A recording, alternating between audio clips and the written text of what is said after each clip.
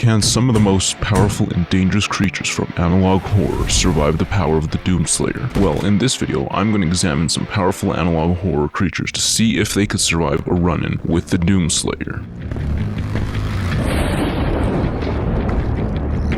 The analog horror series that I will include in this one-sided debate are Monument Mythos, Gemini Home Entertainment, and Monument Mythos, the Nixonverse, which is also Monument Mythos, but it's different enough to count it in.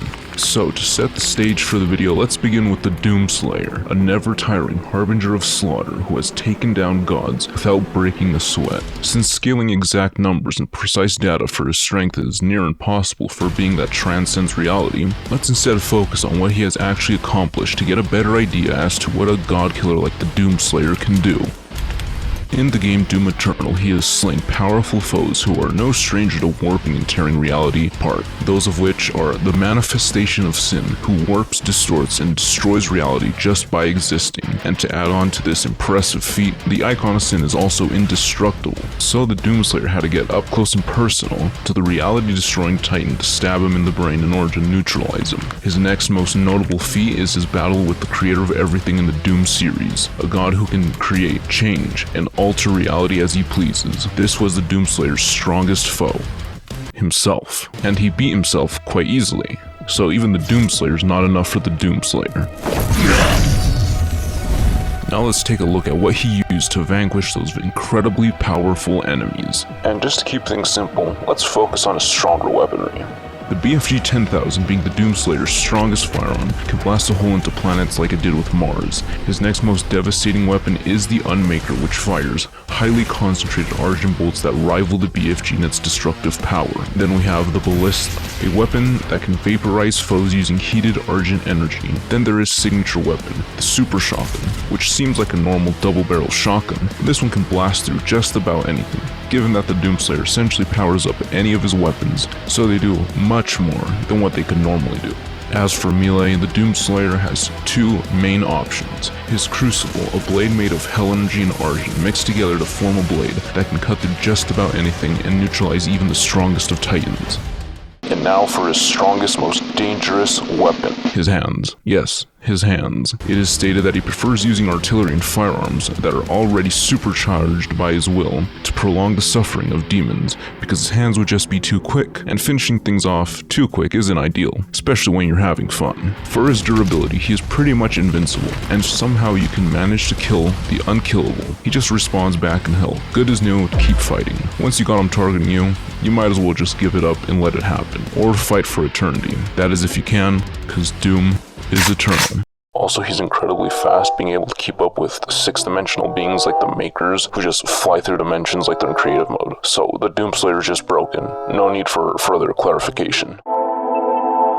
Let's start with one of the weakest analog horrors in this list. Not in general, just this list. Gemini Home Entertainment. Why choose this one? Well, in my video of analog horror versus retro Doom guy, many people wanted a Gemini Home Entertainment part. So here it is. To make this as interesting as possible, let's just focus on the strongest beings in Gemini Home Entertainment, the Iris and mutated Neptune. Scaling any lesser creatures would just be redundant because they would just be easy fodder. I mean, even the OG retro Doom guy can kill them. Mutated Neptune is the first planet seen in Gemini Home Entertainment that has been mutated by the Iris. What makes it special is that it's a giant gas planet with a bunch of other creatures from Gemini Home Entertainment. It serves as a transport of sort for these creatures, so they can actually get to Earth via a large blast. The Iris, though, is the main antagonist, having the ability to mutate planets and travel around space. It has some minor reality warping powers, as well as telepathy and technopathy. So how do both planets compare? Well, let's begin with Neptune. To give the gas giant the best possible chance, let's say that its blasts are more than just a means of transportation of little creepy crawlies. If the Doomslayer came across this planet, then Neptune would use its limited attacks to try and get the Doomslayer away.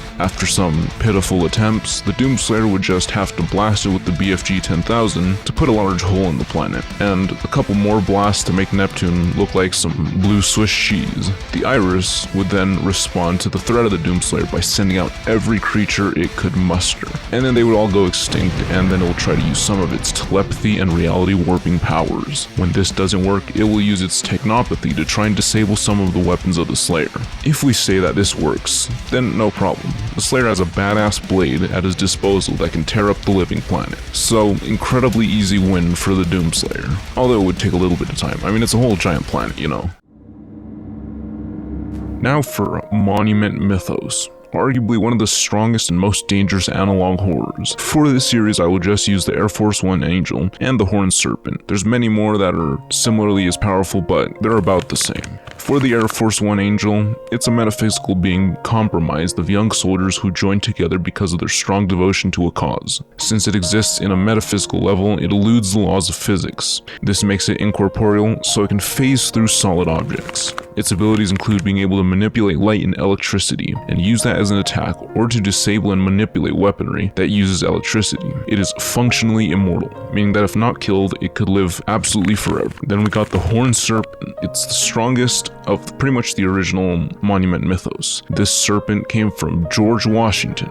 Yes, I'm not joking. It's a large entity that resembles a massive planet-sized snake that can warp and manipulate reality, teleport, use telepathy, and can even create realities. And it's still George Washington. So, can the Doomslayer beat George Washington or the Air Force One Angel? Let's begin with the Air Force One Angel. It would not be safe from the Doomslayer even if it is incorporeal. The Doomslayer is able to attack the Angel because of his willpower that gives him the ability to do whatever's necessary to get the job done. Any of his normal weapons should be more than enough, but for the sake of argument, let's say that nothing can really damage the Air Force One Angel because of its incorporeal nature. Well, the Doomslayer has just the ghost-busting tool in his arsenal, which is the plasma rifle. Yeah, I kind of forgot to mention it, but it can kind of, microwave spirits until they explode. So, what would pretty much go down, Doomslayer may not be able to really shoot it with its normal stuff, but, you just have to pull out the microwave beam and start cooking up a nice dinner with it. As for George Washington, or the Horned Serpent, it would be much like, Thor and Jormungand, but if Thor had guns. The Doomslayer would pretty much start shooting at it, tearing parts of it off while the serpent desperately tries to use its powers to try and warp reality and just find a way out away from the Doomslayer. After seeing that it's pretty much futile, the Doomslayer would just pretty much attack it and it would play out in the Doomslayer's favor. But if he, for some reason, couldn't kill it by normal means, then he has the Crucible, which could very easily disable that massive titan of a serpent. So what about the stronger version of Monument Mythos, the Nixonverse? Well, let's look at some of the strongest of the Nixonverse, which is Nixon, Richard Nixon, this fella right here. Yeah, I'm not joking. And you also have the Crescent King, along with obviously a couple others, but let's just keep it simple and keep it to these two. So the Crescent King is a mimetically immortal being, which means that in order to beat him, you have to pretty much have him be forgotten about, or just kind of incapacitate him and neutralize him, so he can't really do anything. His abilities include manipulation of mind and soul, possession, nuclear power generation, incorporeality, and can create illusions. Now, for the most interesting one, Nixon. Some of his powers are fate immunity, creation, precognition, reality warping, and fictionalization, to name a few. And this ability of fate immunity pretty much means that he is able to escape or be immune to his fate, and fictionalization is the act of making something fiction. So now, let's move on to the confrontation, the Nixonverse versus the Doomslayer. The Crescent King would be more of an annoyance than a threat. His abilities and strengths are comparable to a powerful demon like the Titan in Doom Eternal, obviously with the mind and soul manipulation and the possession, all of which the Doomslayer is immune to, but everything the Crescent King can throw at him, except maybe the nuclear power, could very well not work at all. I mean, it just won't. And even if somehow the nuclear stuff does work, because in the games he kind of does take damage from the radioactive stuff, he just has to put on a rad suit, so easy win. Ending the fight would be a bit annoying for the Doomslayer because he can't just straight up get rid of him. He has to try to somehow bypass his mimetic immortality, which is much easier said than done, even for the Doomslayer. This is because you gotta pretty much wipe everybody's mind of the Crescent King, and Doomslayer doesn't want to kill normal people. So there's a bit of a stalemate, but he has the Crucible, which can very well be used to neutralize the Crescent King.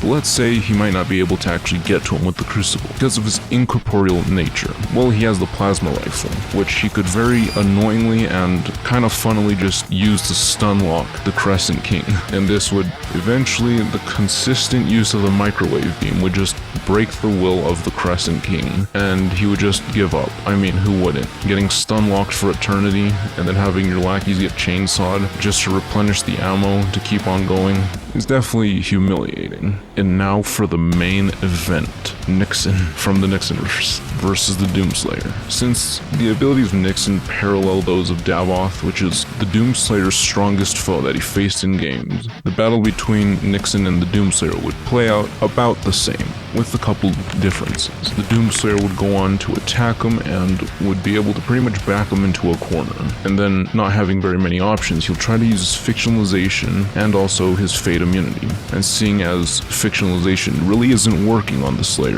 because his anger and willpower shield him against that reality warping attack, Nixon would then have to rely on his fate immunity to pretty much survive. And since this is still a reality warping ability, because it changes what's supposed to happen, the Doomslayer effectively counters this. So there are two ways that he can be defeated. One way is just through brute force and a bunch of blasts and throwing hands, which pretty fun way to, end things off. And then the next one would be just with the Crucible. Now, you might argue that the abilities of fictionalization and fate immunity could work, but you'd have to look at what happened with Davoth. This fella right here is pretty much the whole entire creator inside the lore of Doom Eternal. It would be wise to infer that Davoth is able to defy fate if he needs to, and the Icon of Sin changes reality around him and even destroys it. Destroying and changing reality is in the same ballpark as being free of your fate or turning things to straight fiction. So, just like with Davoth, this would make it so the Doomslayer wins. To answer the overarching question of the video, can analog horror survive the Doomslayer? Nope, not a chance. It does not matter if they can warp, change, or do whatever they want with reality, because the Doomslayer will still be able to persevere through it with anger and determination that will propel him to do things that are just downright ludicrous. So, thanks for watching the video, and remember to subscribe, set those notifications to all. Like the video while you're at it, and stay tuned for other silly things that I can think of.